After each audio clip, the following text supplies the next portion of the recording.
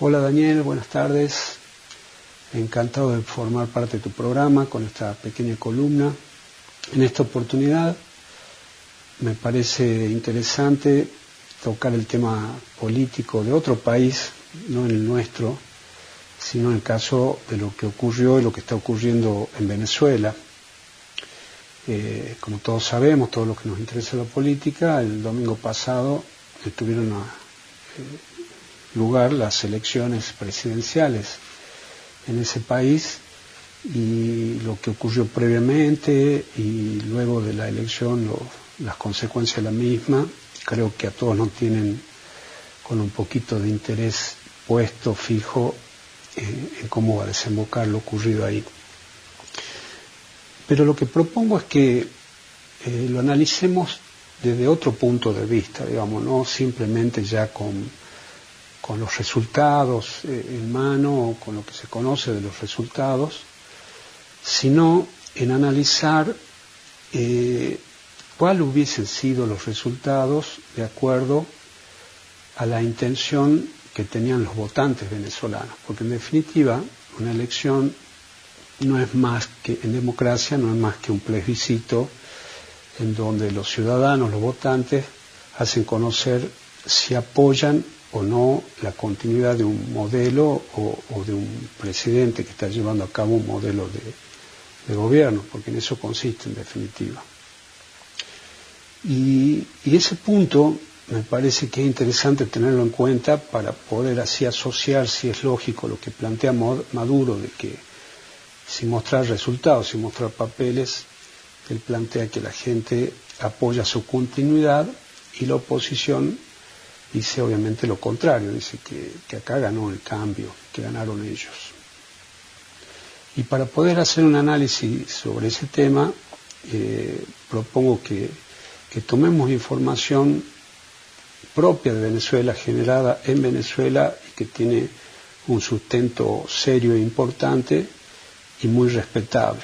En este caso se trata de datos que publica el Instituto de Investigaciones Económicas y Sociales de la Universidad Católica Andrés Bello de Venezuela, una universidad muy prestigiosa en toda América y muy respetable. Este instituto, dependiente de esta universidad, publica un informe de coyuntura. En este caso, el que tenemos acceso es el informe de coyuntura Venezuela, abril 2024. O sea que es un dato bastante reciente y que tiene influencia con lo que uno puede presuponer fue la intención de los venezolanos expresada el domingo pasado cuando votó la continuidad o no del gobierno chavista.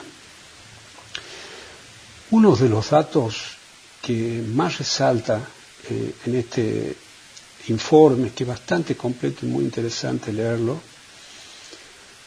tiene que ver con la situación de la pobreza en la población. Publica un gráfico con un informe interesante donde habla del porcentaje de hogares en condiciones de pobreza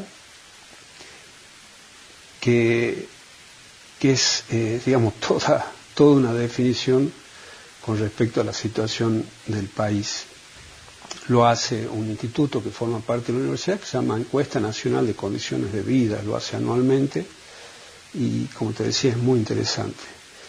En ese informe nos muestra con toda crudeza esta universidad que el índice de pobreza por ingresos, que es el que miden ellos, para el año 2023 estaba establecido en el 82,8%. O sea, como para que tengamos una magnitud, nuestro país, los índices que se están publicando, los últimos que se publicaron, las estimaciones, hablaban de un 50%, redondeando de un 50% del nivel de pobreza. En Venezuela es del 82,8%.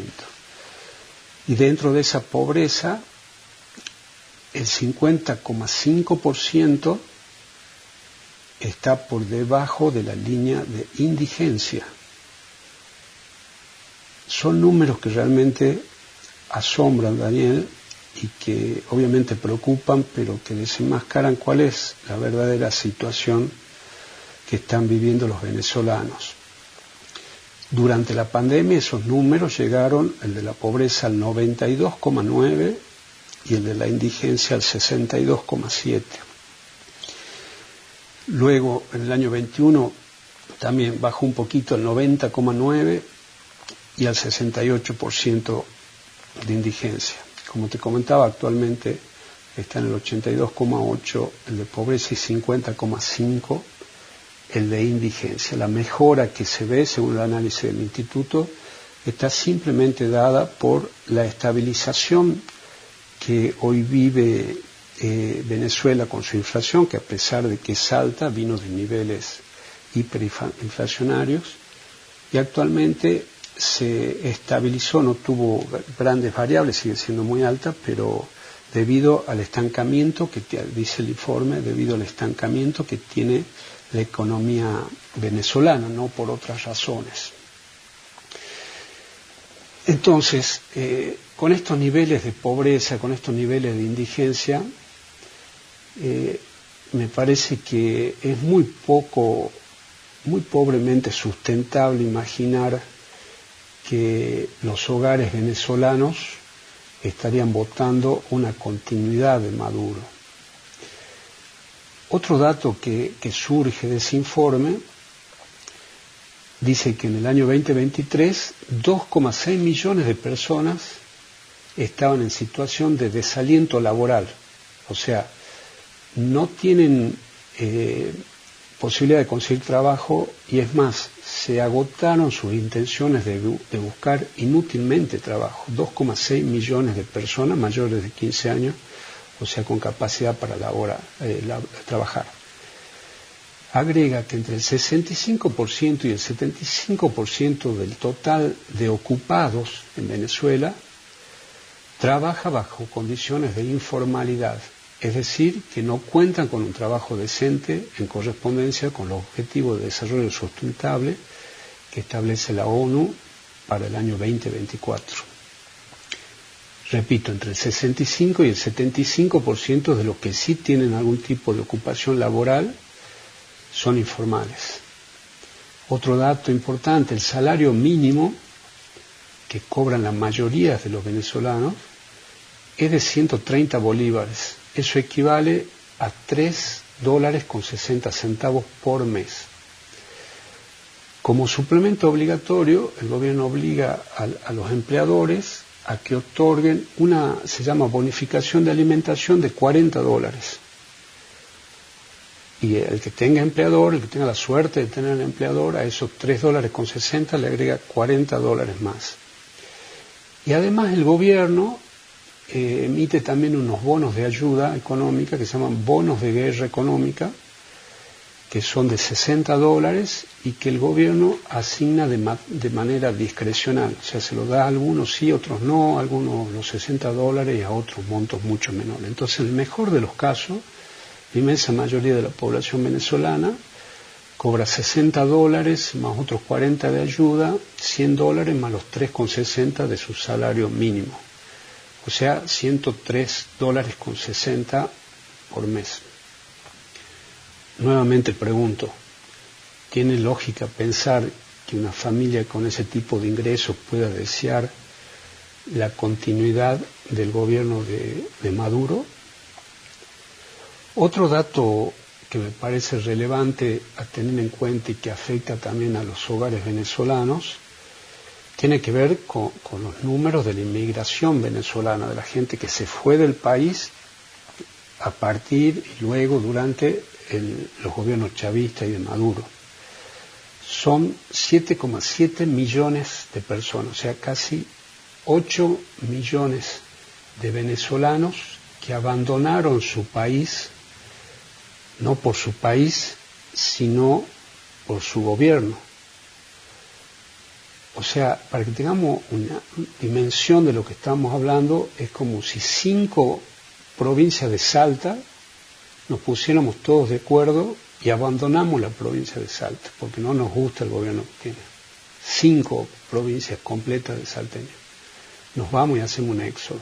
Bueno, eso pasó en Venezuela, son casi 8 millones de emigrados de ese país huyendo de las políticas económicas y antidemocráticas que tiene el gobierno de turno. Un dato interesante de esos 8 millones de emigrados, casi 8 millones de emigrados, es que a través de remesas, o sea, de ayuda, o sea, a través de transferencias que hacen desde sus nuevos países hacia Venezuela, acercan la suma de 3.000 millones de dólares cada año. Esa es la ayuda que mandan esos venezolanos que trabajan en otros países para ayudar a las familias, a sus familias que quedaron en Venezuela. 3.000 millones de dólares por año, que son lo que explican el por qué Venezuela no tuvo una explosión mucho más trágica en su situación social. Se debe a que esta gente tuvo que huir de su país para trabajar en otro lado y desde esos otros países enviar ayuda a su familia para que sobrevivan hasta que ellos puedan volver.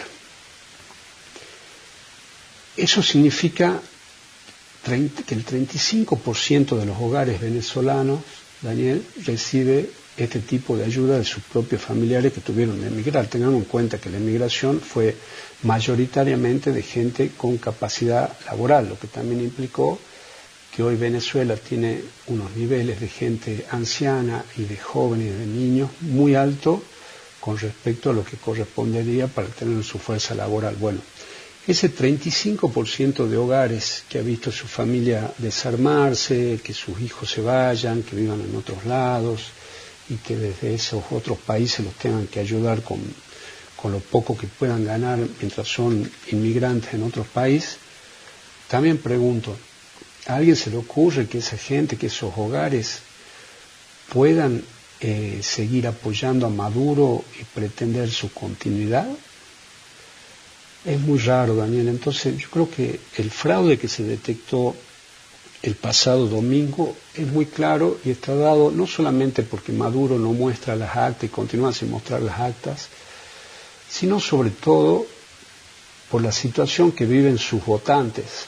Si nosotros tenemos esta inmensa cantidad de millones de venezolanos que ganan miseria, que están en la línea de pobreza, bajo la línea de pobreza, bajo la línea de indigencia, viviendo con sus familias partidas, con hijos o esposos que se tuvieron que ir para desde el exterior ayudarlos también con algo de plata, parece lógico que esa gente que se quedó en Venezuela y que tiene este nivel de vida siga apoyando a Maduro y sea el 51% de los votantes, como dice Maduro.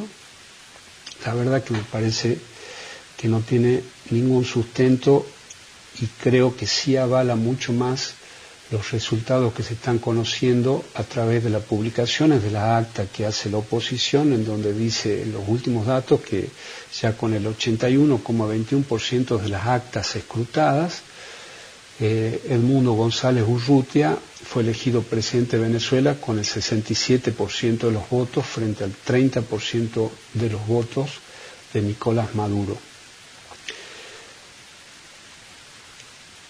La conclusión que también me parece importante que debemos tener en claro a todos los que nos interesan los procesos democráticos es que cuando no se actúa con firmeza y con vehemencia ante este tipo de situaciones, que no son otros que enormes desastres humanitarios, y no se lo puede llamar de otra forma,